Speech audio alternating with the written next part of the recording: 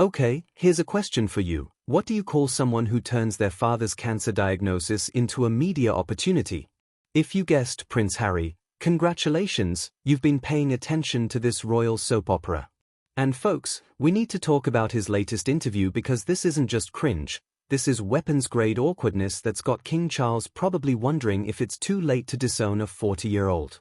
So here's what happened. Harry finally got that sit-down with his dad. You know, the one where they supposedly reconciled after years of Harry throwing the royal family under every bus, train, and Boeing 747 he could find. Now, normal people?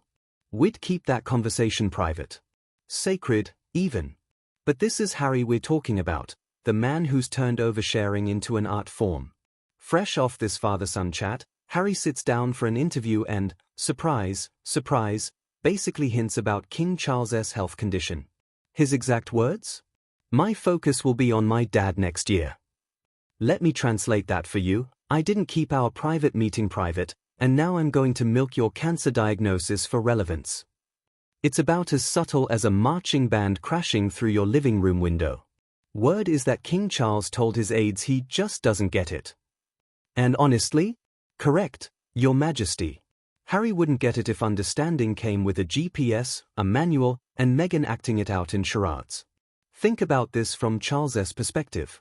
You're dealing with cancer, you extend an olive branch to your estranged son, have what you think is a private heart-to-heart, and then, boom, he's on international television essentially advertising your illness.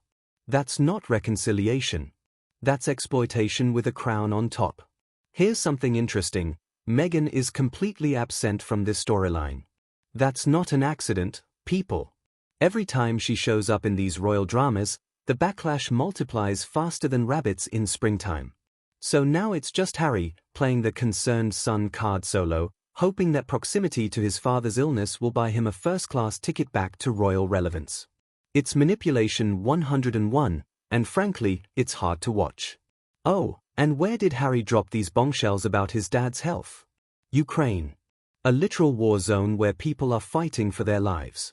Because nothing says read the room quite like mixing global tragedy with your personal PR rehabilitation tour, right? Let's zoom out for a second. This is the same guy who swore he'd never air private royal conversations again. Spent years lobbing grenades at his family through interviews, books, and Netflix specials. Now suddenly wants us to believe he's the caring son who just wants to help. The hypocrisy is so thick you could cut it with a butter knife. And here's the thing, Harry's defenders will say he's misunderstood. Nope. We understand him perfectly. He was jealous of William before Meghan, he's jealous now, and he'll still be jealous when William is wearing the crown. King Charles took a gamble. Despite years of public humiliation, he opened the door for reconciliation. And what did Harry do? He immediately cashed that olive branch in for another round of headlines. This wasn't a loving son reuniting with his father. This was a test, and Harry failed it so spectacularly that even his biggest supporters have to be cringing.